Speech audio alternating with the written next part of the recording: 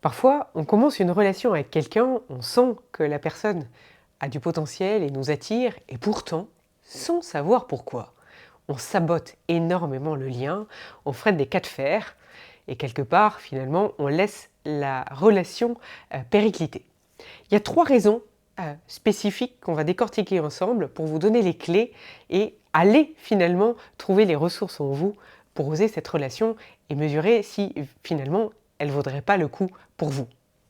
Alors évidemment, il y a peut-être d'autres raisons, mais les 3 que je vais présenter là sont celles qui reviennent le plus souvent. Je m'appelle Sarah Jane Dehaele et mon métier est d'accompagner depuis des années des personnes à réparer leurs blessures émotionnelles pour être plus heureuses et plus épanouies et plus sereines et plus libres surtout dans leurs relations. Alors évidemment, ce que je partage là, c'est le fruit de plusieurs années d'expérience et je vais, avec beaucoup de vulnérabilité, illustrer aussi avec des exemples personnels pour que vous ayez aussi du concret pour mieux appréhender ces choses qui sont assez abstraites. Alors, on va commencer par la première des raisons qui, à mon sens, est la plus terre à terre et la plus, quelque part, entre guillemets, facile à transformer. C'est quand, et alors je fais une parenthèse quand même pour préciser que là on ne parle pas d'une relation avec quelqu'un qui ne vous plaît pas, hein. Je ne suis pas en train de vous donner des clés sur comment faire perdurer une relation avec quelqu'un pour qui je sens qu'il n'y a absolument rien. Parce que parfois ça ne s'explique pas, il y a des personnes, c'est juste que il n'y a aucun atome crochu, ni émotionnel, ni physique, il n'y a pas de vibration qui fait qu'on a envie d'aller plus loin. Là, je parle des relations que l'on sabote alors qu'au fond de nous, on sent bien qu'elles ont un potentiel.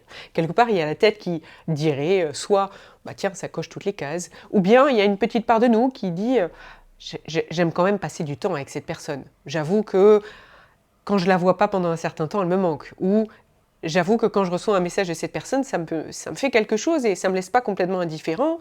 Ou bien tout simplement, ça peut être une relation qui perdure. Et vous voyez bien que quand vous êtes vous-même, dans les moments où vous posez le moins de questions, c'est une relation qui vous attire ou qui vous fait du bien.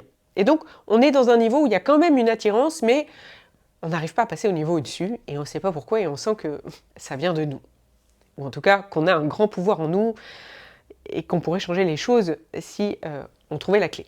Alors, la première des raisons, comme je le disais tout à l'heure, elle est plutôt terre à terre et elle vient, à mon sens, d'une valeur en nous qui n'est pas nourrie dans la manière d'appréhender l'autre ou d'appréhender la relation. Et encore une fois, pas dans qui est l'autre. Parce que si l'autre, il y a une des valeurs qui est fondamentale chez nous, pour nous, et que l'autre n'a pas, il y a une dissonance dans les valeurs et on ne va pas aller plus loin, c'est évident. Mais là, je parle d'un autre qui, finalement, il n'y a rien qui nous a repoussé vraiment, mais on est plus dans le terrain de la relation qui ne coche pas nos valeurs. Et là, je vais illustrer, par exemple, avec un exemple personnel. Moi, j'ai besoin de jeu, j'ai besoin de fun, j'ai besoin de ludique. Si la relation, je sens bien qu'en fait, il y a un ennui perpétuel et qu'il n'y a pas, finalement, un certain niveau de fun, d'intensité ou de rire dans la relation, quelque part, ça éteint toute envie chez moi d'aller plus loin. Même si la personne, en fait, elle m'apparaît super et intéressante et j'ai envie de creuser. Il y a d'autres personnes, c'est l'inverse. C'est le besoin de cadre, de prévisibilité, de sécurité. Et si elles n'ont pas un minimum d'organisation dans la procédure de la rencontre et de comment la relation va pouvoir se dérouler, elles n'arrivent pas à y aller. C'est trop brouillon, ça part trop dans tous les sens et il n'y a pas cette valeur-là qui n'est pas nourrie. Il y en a d'autres, ça va être le challenge. J'ai accompagné beaucoup d'entrepreneurs qui ont ce côté-là, notamment dans le boulot aussi, et qui vont avoir besoin quelque part parfois de tout casser pour tout recommencer parce que ce qu'elles aiment, c'est passer de 0 à 80 et le 80-100, ça les ennuie profondément. Donc si vous avez ce côté super bâtisseur, challenge, défi, difficulté, et qu'en face, vous avez la sensation que cette relation, elle est presque trop facile et qu'elle va se dérouler presque naturellement, eh bien c'est comment je ramène un peu de difficulté. Et donc, une fois que vous avez identifié quelle était la valeur dans la relation qui n'était pas suffisamment nourrie, vous allez pouvoir récupérer un pouvoir sur comment je transforme ça. C'est la même chose dans nos relations professionnelles et dans nos relations familiales. Ça, c'était, entre guillemets, la partie haute de l'iceberg. Quand on a vraiment fait un super job au niveau de nos blessures émotionnelles, au niveau de notre saboteur et au niveau de nos permissions internes. Maintenant, allons un peu plus dans le dur et allons identifier quels sont les 2 autres freins, généralement très internes, qui nous empêche d'aller plus loin dans une relation, quand bien même on sent qu'elle pourrait devenir quelque chose de bien. Et quand je dis devenir quelque chose de bien, je ne suis pas en train de mettre un grand A pour l'amour de notre vie. Je suis en train de dire que cette relation, elle pourrait nous apporter quelque chose à un niveau profond. Est-ce qu'elle deviendra de l'amitié ou de l'amour? Est-ce qu'elle aura un grand A ou un petit A? Est-ce qu'elle durera longtemps ou est-ce qu'elle durera quelques semaines, voire quelques jours? Ça, je ne suis pas Dieu et vous non plus.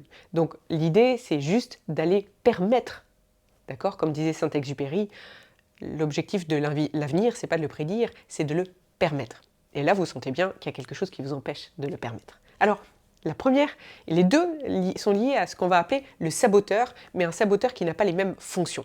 La première, c'est le saboteur lié à nos blessures émotionnelles actives et non réparées. Et vous le savez, pour ceux qui me suivent sur les autres réseaux, c'est mon terrain de jeu préféré, puisque c'est celui sur lequel j'accompagne des clients au quotidien dans mon programme de libération.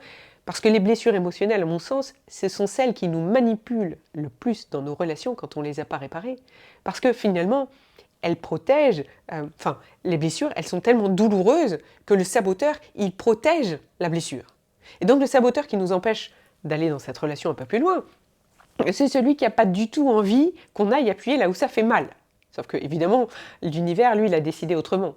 Donc, il met sur notre route des gens qui vont nous attirer pour le potentiel qu'elles ont à nous libérer et à nous aider à nous sublimer à l'intérieur. Alors, soit ces relations, mais on n'ira pas du tout explorer, elles seront fracassantes, douloureuses, jusqu'au moment où on en aura marre que ça se répète sans fin et qu'on décidera à ce moment-là d'appeler quelqu'un et un professionnel de qualité pour se faire accompagner et décider de réparer en soi pour trouver de la liberté. Soit ce seront des personnes avec lesquelles dans la relation je vais pouvoir cheminer et sans avoir forcément un professionnel d'accompagnement, la relation va être un terrain pour certaines personnes de changement, de connaissance de soi et donc la relation va pouvoir perdurer parce que ça sera justement l'endroit dans lequel je vais cheminer aussi vers moi. Et la blessure, quand elle n'est pas réparée et qu'elle crie tellement que je ne peux pas aller dans la relation, eh bien, qu'est-ce qu'elle veut faire? Elle veut m'empêcher de vivre cette douleur. Donc, quelque part, elle me veut du bien. Et alors, vous allez me dire, mais c'est hyper abstrait, c'est quoi ces blessures, Sarah? Alors, je vais donner des exemples concrets. Par exemple, si j'ai une blessure d'abandon qui hurle à l'intérieur de moi, ma grande peur, c'est d'être abandonnée, ou c'est d'abandonner quelqu'un en plein milieu d'une relation si je décidais soudain de le quitter. Alors qu'est-ce que je fais? En fait, je vais tout faire pour ne pas avoir à vivre ça, pour ne pas avoir le sentiment d'être abandonné. Donc soit je vais en faire des caisses dans le lien et saouler l'autre jusqu'à ce qu'il m'abandonne le plus vite possible avant même que, quelque part, je l'ai rencontré en profondeur. Soit je vais abandonner tout de suite le lien. Parce que comme ça, j'aurais joué le truc à un niveau qui est supportable et j'aurais pas été revivre dans ma blessure exactement ce que je crains. Si j'ai une blessure de rejet, moi ce que je crains absolument, c'est d'être déçu ou de décevoir. Alors, je vais surtout avoir un comportement saboteur pour m'amener soit à décevoir profondément l'autre, là tout de suite maintenant, avant même qu'on ait vraiment un lien de connexion, soit à le décevoir, soit à être déçu et donc à voir chez lui tout un tas de défauts. Je vais grossir les défauts qu'il a pour essayer d'être déçu là tout de suite et éviter d'être surpris ou surprise plus tard. Où je vais même parfois en inventer des défauts, parce que j'ai besoin de vivre la déception là maintenant. J'ai besoin de me dire, voilà, tu vois, t'es déçu. Ou alors, voilà, t'es encore déçu. Et donc je vais avoir provoqué plein de choses pour m'attirer des reproches et pour décevoir. Parce que, à ce niveau-là de la relation, je ne suis pas suffisamment émotionnellement impliquée, je ne me sens pas suffisamment en danger, donc, quelque part, mon saboteur, il m'aide pour court-circuiter les choses là tout de suite, confirmer la douleur et la blessure que je crains, mais tout doucement, sans avoir finalement mis trop d'énergie de moi dans la relation. Puis, il y a ceux qui ont une blessure d'injustice, par exemple, ou de trahison. Alors, j'ai tellement peur d'être trahi, j'ai tellement peur d'être trompé, j'ai tellement peur de me tromper, que, pareil, dès le départ, je ne prends pas de décision, ou au contraire, je vais exprimer tellement de jalousie, que comme ça, finalement, je suis sûre soit d'être trompée tout de suite, soit au contraire de ne pas me tromper, puisque c'est la vie qui va choisir pour moi, et c'est l'autre qui va décider. Et donc, quelque part, le saboteur, pareil, m'a protégée d'aller trop loin dans ma blessure. Quand je répare cette blessure-là, quand je désactive son énergie qui finalement me prive d'aller explorer d'autres zones de moi, d'aller à la rencontre de quelqu'un qui pourrait m'apporter beaucoup. Quand je désactive cette blessure-là, eh bien je vais pouvoir avoir le choix. Je vais pouvoir être beaucoup plus libre, vous ne croyez pas? Libre de me dire, peut-être que je serai abandonnée, peut-être que je serai rejetée, peut-être que je serai trompée, peut-être que je serai trahie, peut-être même que je vais me tromper. Mais, comme disait encore une fois Saint-Exupéry, c'est à mon risque de peine que je connais ma joie. C'est quand je suis à l'aise avec tout ce que je ne connais pas, quand je suis finalement empouvoirée, parce que j'aime bien ce mot-là, et que je m'autorise à aller dans l'inconnu, à accueillir l'invisible, à faire confiance à la vie, que je risquerais au contraire d'être agréablement surpris ou surprise. Donc c'est pour ça que j'invite beaucoup à réparer cette blessure-là, parce que dans ces cas-là, le saboteur, il n'est plus handicapant.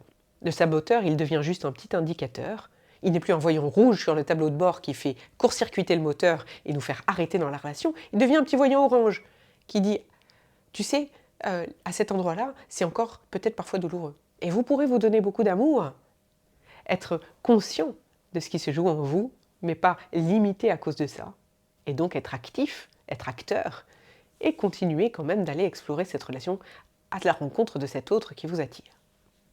Et la deuxième expression du saboteur dans un autre registre, c'est lorsqu'on rencontre le saboteur qui est lié à la peur de réussir.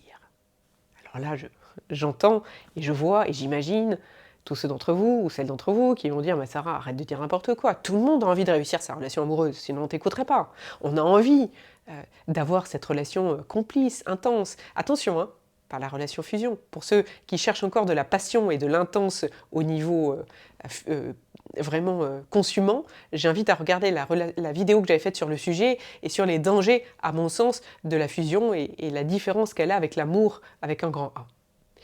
Mais ceux qui cherchent de la complicité, qui ont envie, qui se sentent prêts à aimer, qui ont fait du chemin, qui ont bossé sur leurs blessures, à travers des livres, à travers des accompagnements, à travers d'autres relations passées dans lesquelles ils ont expérimenté, et qui là se disent « mais je suis prêt à aimer, je suis prêt à être aimé, j'ai envie de ça ».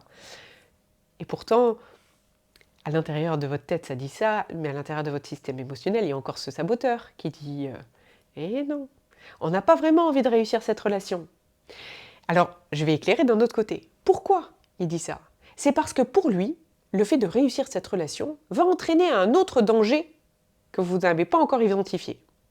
Et encore une fois, je vais exprimer et illustrer avec mon exemple personnel et particulier. Il y a quelques années, moi je disais, j'ai très envie d'avoir une relation. Ça, c'était la petite voix qui disait ça. Ah, ça serait super, une relation complice, un amour intense. Mais la réalité, dans mon système inconscient, elle disait, tu as enfin cette liberté que tu recherchais tant. Et là, tu passes du temps avec toi toute seule et t'es bien. Tu as une entreprise à gérer, tu as des clients dont tu prends soin, tu leur donnes beaucoup de temps, tu as des enfants, une relation et t'es maman. Et tous ces trucs-là qui étaient si précieux pour moi, le saboteur, il disait, mais est-ce que tu ne serais pas en train de mettre tout ça en danger si tu t'autorises à aller finalement dans une relation, si tu t'autorises à aimer, et si ça marche, cette peur de la réussite, et si ça marche, tu vas donner beaucoup d'énergie, beaucoup de temps à cet autre, au détriment de toutes les autres relations, au détriment même de ta relation à toi-même, que tu as appris à aimer et à laquelle tu tiens tant. Et donc le saboteur, je vous invite à réfléchir dans votre registre à vous, de quoi il a peur? De quoi cette relation, si elle marchait, dans le pire des cas, vous risqueriez d'abîmer ou de mettre en danger? Qu'est-ce qui est précieux pour vous aujourd'hui, que peut-être vous avez mis des années à développer, à acquérir, ou que vous êtes encore en train de développer et d'acquérir? Parce que la relation aux enfants, la relation à l'entreprise, l'investissement dans notre travail quand on est salarié, c'est toujours quelque chose d'important. La relation à soi aussi, quand on découvre qu'on aime passer du temps avec soi, qu'on apprend à s'aimer, on n'a pas envie de mettre tout ça en danger. Et on est encore cultivé, abîmé et limité parfois par cette culture du « ou » à la place du « et ». Et donc on se dit, c'est l'un ou l'autre.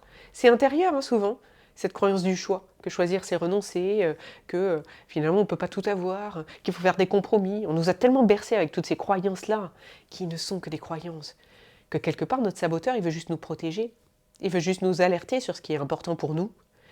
Et une fois qu'on l'a mis en évidence, qu'on l'a fait monter à la conscience, on va pouvoir le protéger de manière délibérée, et non plus en sabotant et en se privant d'autres choses, mais en apprenant comment est-ce que je peux jongler avec tout ça. Et peut-être que je ne peux pas.